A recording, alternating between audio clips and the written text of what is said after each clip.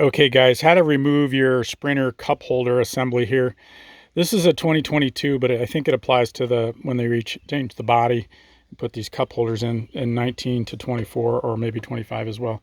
So as you can see, these set down in there. The best way to do it is get your pry tool and just kind of work this tab here and this, and then pry here. It's better to work these two corners first, these two, to get it up, because it tends to want to teeter into the wall.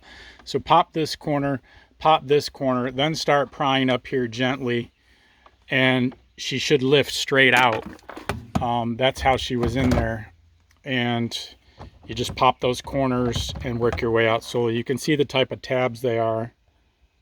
That helps you. And this little tab thing in the rear, if you can see that.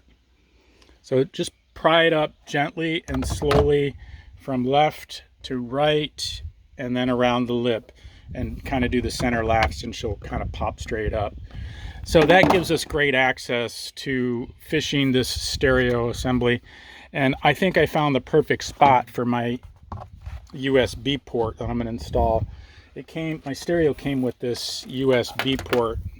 We're always, in need of plugs. This is kind of the old school one, but I think I'm going to stick it right here so it'll be in the cup holder and convenient.